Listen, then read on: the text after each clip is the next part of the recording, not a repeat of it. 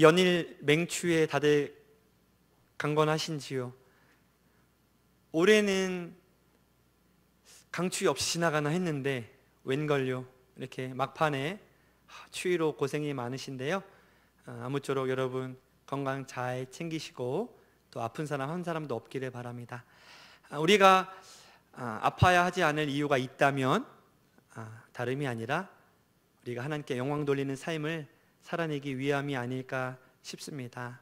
우리는 우리 하나로 끝나는 것이 아니라 하나님의 도구로 쓰임받아서 그분께 영광 돌리는 삶, 그것이 바로 우리가 살아내야 될 삶이지요. 여러분들 그런 면에서도 건강을 잘 챙기시기를 부탁을 드립니다. 권면을 드립니다. 오늘 본문은 바리새인들과 예수님 사이에서 벌어진 일명 안식일 논쟁을 다루고 있습니다. 내용인즉슨 안식일에 예수님의 제자들이 밀 이삭을 자른 것이 문제라는 바리새인들의 공격인데요. 당시에 유대인들이 지켜야 했던 안식일 규례는 매우 엄격했고 또 율법적이었습니다. 물론 안식일에 불도 피우지 말고 일도 하지 말라는 하나님의 말씀을 있는 그대로 잘 지켜보자. 시작은 좋았거든요. 말씀을 정말 토시 하나 틀리지 않고 지켜보자 라는 취지로 시작이 되었지만 시간이 흐르면서 과연 어디까지 어떤 행위까지 일로 볼 것인가, 이것의 논의에만 초점이 맞춰지면서 안식일은 하지 말아야 할 것 투성인 날로 변질되었습니다. 오늘 본문에도 보니까 안식일에 누가 감히 일을 하는가? 바리새인들이 불꽃 같은 눈으로 지켜보고 있는데요. 재미있는 것은 바리새인들이 예수님과 그의 제자들을 이렇게 지켜보고 있다가 제자들이 밀 이삭을 자르기 시작하자마자 벌떼같이 달려들어서 논쟁을 걸어왔다는 것입니다. 본문 23절과 24절을 읽어드립니다.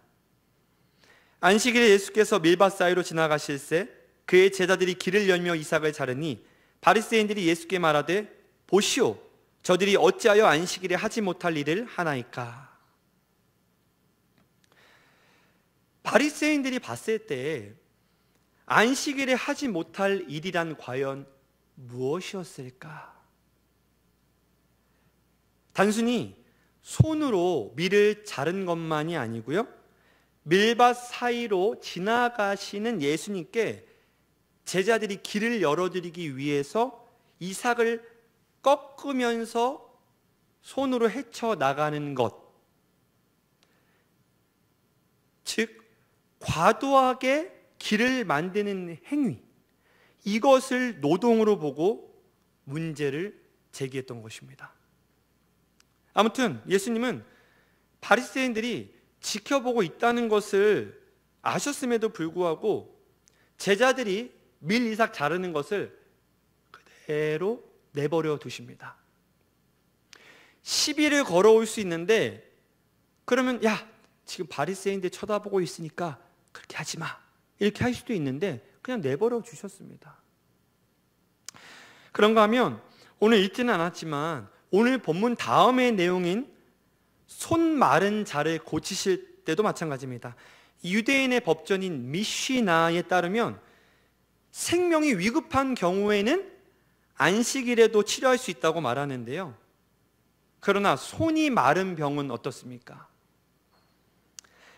손이 마른 병? 이것은 불편하고 보기는 안 좋겠지만 당장 고치지 않는다고 해서 죽는 병은 아니지 않습니까? 그렇죠?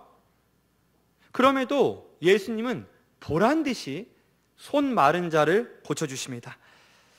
사실 이런 모든 일련의 행위들은 다분히 의도가 담겨 있는데요, 예수님은 바리새인들을 포함한 유대인 사회 전체에 진정한 안식일이란 무엇인지 깨닫게 하시기 위해서 스스로 논쟁을 일으키신 것입니다. 자, 그렇다면 예수님께서 이 안식일 논쟁을 통해서 가르치시기 원했던 그 핵심이 뭘까요? 먼저 밀 이삭을 자른 행위에서는 안식일의 진정한 주인은 누구인가에 대한 질문을 던지시면서 곧 예수님 당신이 안식일의 주인이심을 가르치시는데요. 본문 28절입니다. 이러므로 인자는 안식일에도 주인이니라. 또 손 마른 자를 고치는 행위를 통해서는 안식일에 선을 행하는 것은 옳다라는 가르침의 핵심인데요. 따라서 이런 모든 행위 상황을 종합해 볼 때 안식일에 일하지 말라는 하나님의 율법 안에는 너희가 안식일에는 오직 나만 바라봐라 는 우리를 향한 하나님의 관심과 사랑이 담겨 있는 것이고, 일이라는 어떤 행위를 금지하는 것보다 더 중요한 포인트, 더 중요한 것은 곧 하나님과의 교제라는 것을 가르쳐 주는 것입니다. 이것은 오늘날 저와 여러분에게도 적용이 되겠죠. 여러분 지금 예배를 드리고 계신데요, 이 자리에 나와 앉아 있는 것 참 훌륭하고 박수받아 마땅한 대견한 일이지만, 그러나 중요한 것은 여러분이 지금 이 시간 하나님만 바라보고 있는가 하는 것입니다. 혹시 여러분의 마음이 지금 콩밭에 가 있진 않은가요? 지난주에 회사 근처 커피숍에서 봤던 그녀를 지금 생각하고 있지 않습니까? 지금 그렇다고 몇 분이 고개를 끄덕이셨습니다. 아니면 어제 뚜껑 열릴 만한 일들을 지금 묵상하고 계시지 않습니까? 지금 여러분은 하나님만 바라보고 계신가요? 그런 예배 시간이 되고 계신가요? 지금 여러분은 하나님과 교제하고 있습니까? 제가 알고 있는 한 커플은 주말에 서로에게 집중하기 위해서 주중에 치열하게 일을 합니다. 어떻게든 주말까지 일이 밀리지 않기 위해서 월화수목금 야근까지 하더라고요. 사랑하는 연인과의 만남의 시간을 놓치지 않으려는 정말 그 눈물겨운 노력을 보면서, 왜요? 주말엔 데이트해야 되니까 월요일부터 금요일까지 밤을 새서 일을 하는 겁니다. 다 꺼내놓는 겁니다.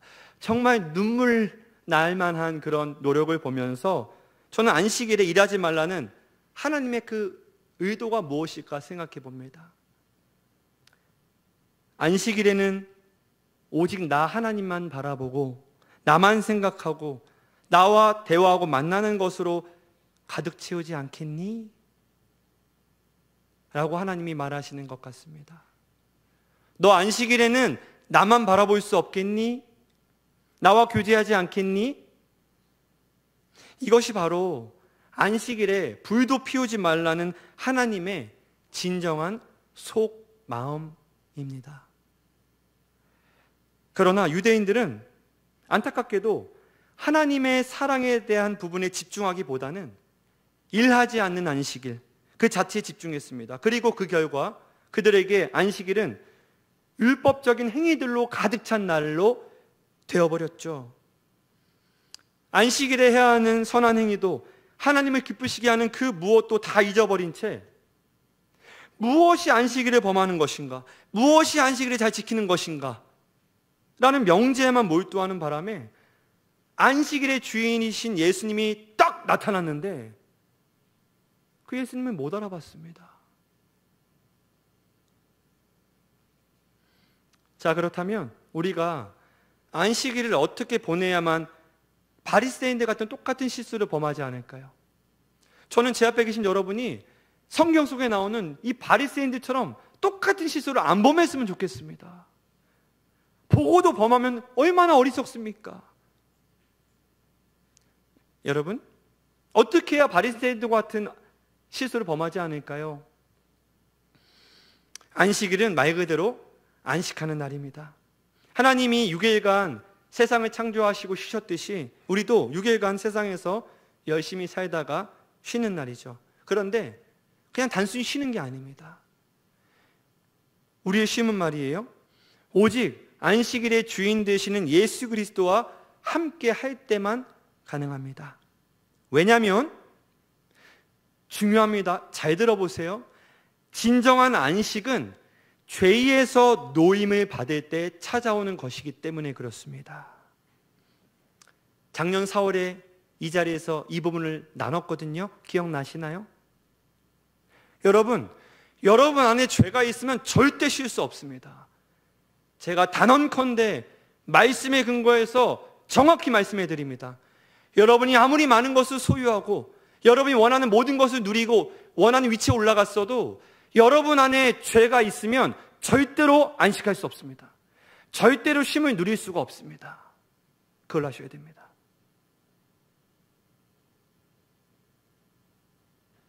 내 모든 죄를 사하시고 죄에서 자유할 수 있는 분, 나로 하여금 죄에서 자유할 수 있게 하는 분은 오직 예수님 뿐이거든요. 그래서 우리가 예수님과 함께 할 때 안식할 수 있는 것입니다. 고로 예수님은 안식일의 주인이시고 우리는 그분을 바라보며 그분과 교제할 때, 그분 안에서 죄사함의 은혜를 누릴 때 비로소 안식을 누릴 수 있는 것입니다. 또 오늘을 살아가는 우리에게 안식일은 주일이지 않습니까? 따라서 주일을 잘 보낸다는 의미는 예수님 바라보며 감사와 기쁨으로 예배하고 삶에서 경험한 예수님을 주변 성도와 나누고, 또 중요한 거, 한 주간 지은 죄를 회개하고 더 나아가 작고 큰 영역에서 내가 할 수 있는 봉사를 하며 안식하는 것, 이게 진짜 안식하는 것입니다. 옛날만 해도, 저나 부장님 더 젊었을 때만 해도, 또는 우리 좀 선배님들 어렸을 때만 해도 주일을 잘 보낸다는 의미는 뭐였냐면 아침부터 저녁까지 교회에 머물면서 새벽 예배, 대예배, 저녁 예배 모두 참석하는 것을 뜻할 때가 있었습니다. 심지어는 이런 것도 있었어요. 11시 예배를 드려야 주일 성수한다는 생각도 팽배할 때가 있었습니다. 그래서 대예배라고 표현하기도 했죠. 그런데 지금은 교회마다 저녁 예배가 오후 예배로 바뀌고 있고요, 그 오후 예배마저도 없어진 교회가 많습니다. 자, 그러면 이런 교회는 주일을 잘 지키지 않는 걸까요? 그렇지 않죠. 우리는 다음의 세 가지 영역을 통해서 주일을 잘 지켰는지 확인할 수 있습니다. 첫 번째, 예배를 드리는 것입니다. 그 예배가 몇인지, 어떤 예배인지가 정해진 것은 아니지만 청년이라면 청년부 예배를 드린다든지, 또 청년부 예배를 드릴 시간이 여의치 않다면 특수한 경우에는 1, 2, 3부 예배를 드리는 방식으로 예배에 참석하는 것입니다. 이게 중요합니다. 성경 곳곳에서 안식일 날 예배 드렸다는 기록을 자주 볼 수 있기에 주일은 예배 드리는 날, 하나님 만나는 날이 분명하다고 성경의 근거에서 말씀드릴 수 있습니다. 따라서 여러분이 주일을 잘 지키기 원하십니까? 그렇다면 예배를 빠지지 마십시오. 예배의 자리를 잊지 마시라, 이 말입니다. 두 번째로, 주일은 영혼을 살리는 일과 복음을 전파하는 일을 행해야 하는 날입니다. 이런 일들은 오늘 본문을 통해서 예수님께서도 이미 모범을 보이셨다는 것을 알 수 있는데요, 우리가 청년 예배 후 모인 다양한 모임에서도 영혼 살리는 일, 또 말씀 나누는 일들이 종종 또는 지속적으로 계속되고 있지요. 이처럼 주일은 죄와 허물로 더럽혀진 내 영혼을 말씀과 복음으로 살리는 시간입니다. 그리고 내 영혼만 아니라 다른 영혼들도 복음을 통해서 살리는 시간이에요. 아무튼 사람을 살리는 일이 계속될 때 주일을 잘 지키는 것임을, 여러분 자신을 살리는 일이 계속될 때 주일을 잘 지키는 것임을 잊지 마십시오. 마지막으로, 주일은 예수님을 안식일의 주인이자 모든 것의 주인으로 내가 인정하고 모셔드리는 시간입니다. 주일을 잘 지킨 사람은 예수님을 기억하고 떠올리며 그분께 내 삶의 주권을 내어드리는 사람이라 할 수 있습니다. 여러분이 오늘 예배를 잘 드렸잖아요? 여러분이 오늘 이 시간 이 예배를 잘 드렸으면 원치 않았지만 연약해서 지난 월요일부터 토요일까지 내가 내 삶의 주인으로 살았음을 회개하고 다시금 하나님, 나의 주인, 내 인생의 주인은 하나님이십니다라고 고백하는 거예요. 그렇게 주인, 내 인생의 주인의 자리에서 예수님을 밀어내는 한 주였다면 오늘 이 시간 예배를 통해서 다시 내 삶의 주인의 자리에 예수님을 앉혀드리는 시간, 여러분 이렇게 앉혀드렸다면 여러분 주일을 잘 지킨 거예요.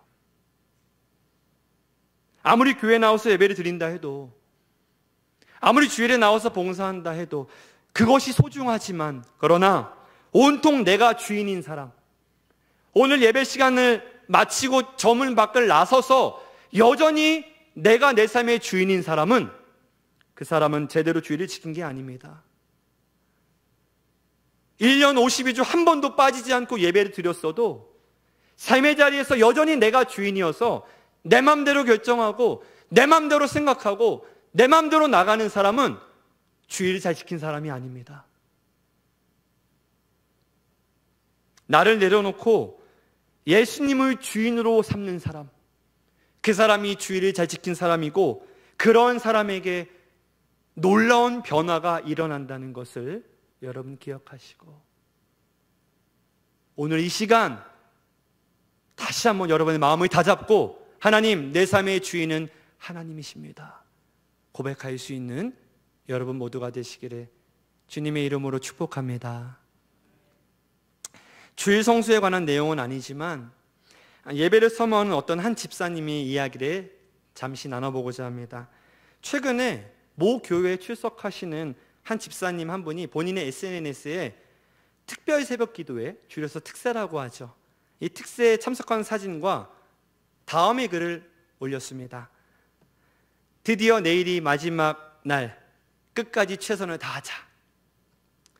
해시태그로는 샵 완주, 샵 성공, 샵 뿌듯과 함께 새벽 기도를 완주한 사람들에게 교회에서 주는 선물 인증샷도 함께 올렸더라고요.